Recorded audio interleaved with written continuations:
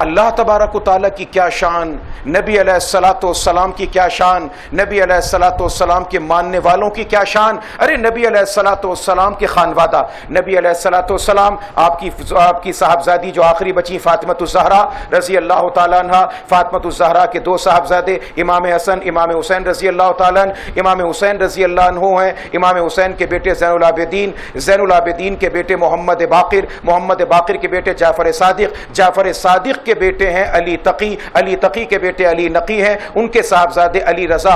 امام علی رضا رحمت اللہ تعالی علیہ ایک مرتبہ سفر پر جا رہے ہیں، بغداد سے ایران کا سفر کر رہے ہیں۔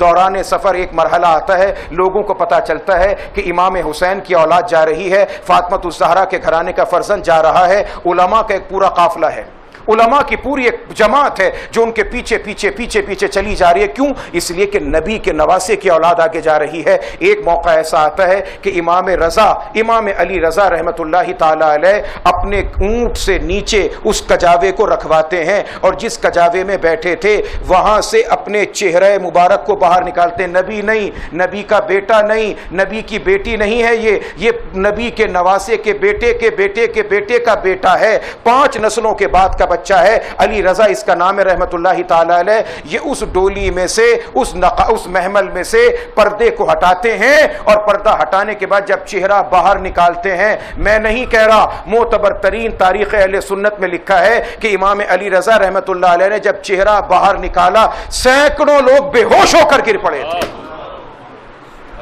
فقط چہرے کے جمال کو دیکھ کر۔ اور اس مجلس میں دائیں بائیں ہزاروں کی تعداد میں ہزاروں وہ تھے غیر مسلم کہ فقط چہرے کی جھلک دیکھ کر ایمان قبول کر لیا تھا کہ یہ نبی کے گھر والوں کے اندر حسن و جمال کا یہ عالم ہے، ان کا عالم کیا ہوگا۔